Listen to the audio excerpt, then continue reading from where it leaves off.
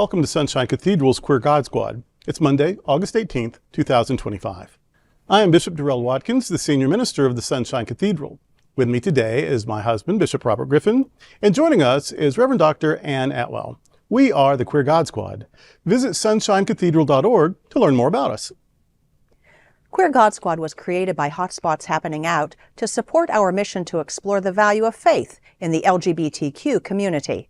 There is no other progressive queer religious panel discussion show like this in the entire world.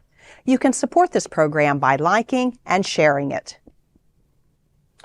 In 2025, we are celebrating the 40th anniversary of Hotspots magazine, the 5th anniversary of Queer News Tonight, with nearly 10,000 stories and 10 million views in 2024. We are the largest nonprofit LGBTQ media organization in America, and we encourage you to support our mission to inform, entertain, and educate our community and allies. This is the Sunshine Cathedral Perspective. Queer God Squad discusses blood, desire, and chosen family. Vampires as queer icons. Vampires as figures of immortal otherness have long captivated the human imagination, and their inherent queerness is a significant aspect of their appeal. Beyond conventional gender roles and societal norms, vampires often exist outside the heteronormative family unit, forming their own chosen families and communities. Their immortality is unlike typical lives, that is, they are different, often feared, and queer. Vampires as such do not typically procreate, but do have romantic bonds, chosen family units, and their siring can be seen as a form of adoption. Their nocturnal existence and clandestine gatherings are a departure from mainstream society, reminding one of the historic need for queer communities to find affirmation, safety, and relief in discreet places. The act of blood sharing, a sharing of bodily fluids, is obviously very intimate, and some might say erotic.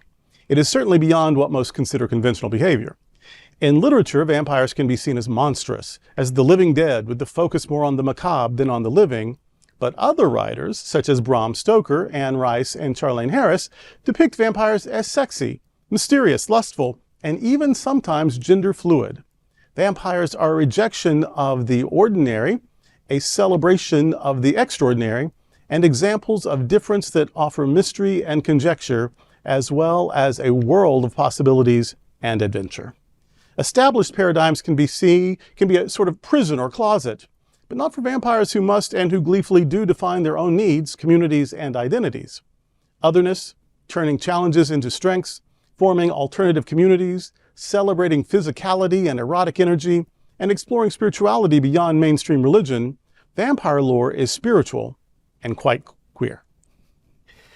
I have always loved vampire stories, vampire movies. I think one of the first, maybe the very first, I don't know if it was Frankenstein or if it was Dracula, but those movies from the 30s.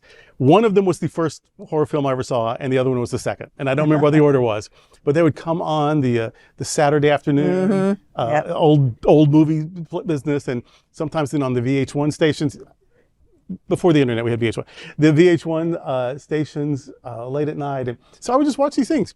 And since childhood, have just been fascinated with them. And I even in graduate school wrote some poetry about the vampire Christ. I mean, it's just these innate spiritual and otherworldly and beyond death, all these themes, and the eroticism. So I've always loved it. I love that depending on who is doing the viewing, who is doing the thinking about it, who's telling the story, they can be sexy or scary, and sometimes both. They can be about life, and they can be about life after life, beyond life. This life is ended, and then they have this new sort of life. It's in the shadows, it's a different kind of life, it's a new life, but it's also a continuation of life. Are they the monster or are they the victim? Are they forced into the shadows because they're different? Or is that just where they do their mischief, because it's easier to get away with it or whatever? Is the rising from the dead a metaphor for rising from despair, from oppression, from injustice, and they can rise above that and thrive in spite of it? They make their otherness their strength, and so on. So it's almost a perfect parallel for the queer community, and it's also a perfect parallel for spiritual journeys. And so I think queer people probably pick up on it even more easily than others. But I think one of the fascinating things about them, even from Nosferatu, I mean, he was all creepy and gross, but there was still something compelling. Of course, the sunlight makes him, wither away or whatever, but you see the two sides of it. You see the people who think of them as monstrous and scary and a threat, and wholesomeness like holy water and sunshine just drives them away. And then there's the other who say, oh no, these people are survivors and they're overcomers and they have been demonized unfairly and they're quite sexy. So there's these two views, and those same views are put up on the queer community. Yeah. And so I just think it's a natural fit. I think it can almost be sacred literature for the queer community. Mm-hmm. I am just amazed at the evolution of vampire movies over the years. Well, I think the first one I ever watched was the Dracula one. And of course, in those Dracula series, they couldn't see themselves in the mirror. They couldn't be around any crosses if you held the cross in front of them, and the holy water. And of course, in the sun, you burn up and all this other stuff, and sleeping in a coffin, and on a coffin that was wooden. Fast forward to 2025, you got vampires who are daywalkers and vampires who care less about wooden crosses. Holy water. It's almost like you have watched this whole evolution of the vampire movement. And so much of that you really can relate to the queer movement also, of things that we have truly overcome in our movements that have caused us to be daywalkers of a different sort. And one of the three really great shows that I like around the vampire is one is called True Blood. And I'm amazed in how True Blood, at a unique point in that storyline. Charlaine Harris, who we mentioned. Charlaine, at the unique moment in that storyline, when they're beginning to talk about Hep V, it almost similarly sounds like HIV. And the whole plot line that goes along Hep V, and there's like a very eerie parallel between the onset of HIV, what was happening with HIV, and what was happening to the vampires with Hep V. And not just that, in the earlier part of the series, they had Hep D, which was a lot like Hep C. And then at the end, they had this Hep V, which was like HIV. And I can't believe that was accidental. She had to have known. That was almost like a Shonda Rhimes tie-in of the storyline. But yet to see the evolution of how that kind of was overcome, and also the profiteering behind that as well. Oh, yeah. So if you haven't watched it, watch it. Go back and watch the commodification of the synthetic blood. So who's getting rich from that? And and the parallel from pharmaceutical companies who got rich and everyone. So it is a queer thing. It is a very queer thing to watch those parallels and how it evolved. And even, again, just queer lives evolving, the medical stuff evolving around HIV.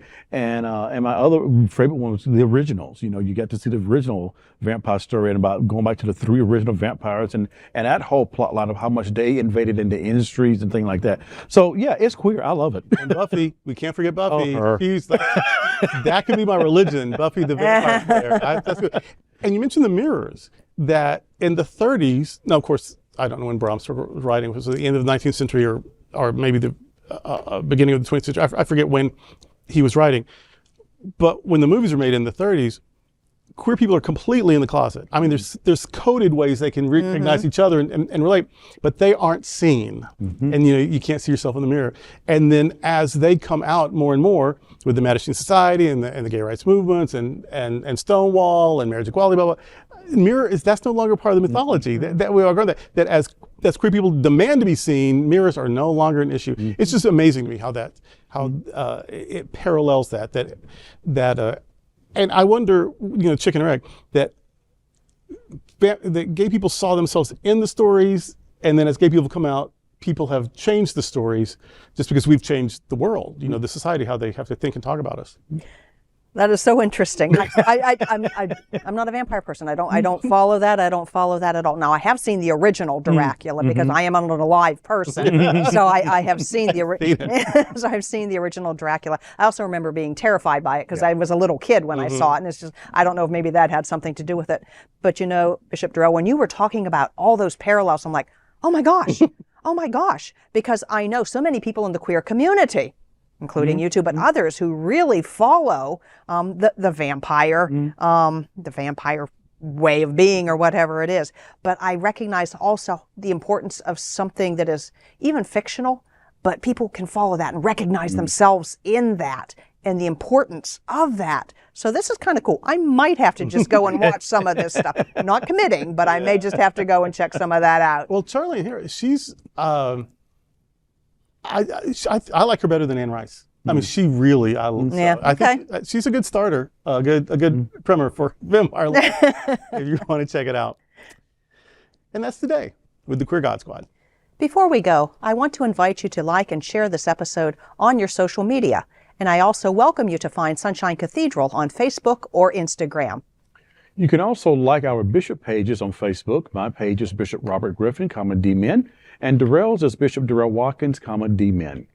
We're also on TikTok. Remember to visit sunshinecathedral.org frequently. There you will find episodes of Bishop Talk, where Bishop Darrell and I interview queer religious leaders and activists and scholars. We've also added a weekly lectionary discussion that you can find on the website and on the socials. Thank you for joining the Queer God Squad today. We're here daily at 3 p.m. to have some fun and to discuss what our LGBTQ community is talking about.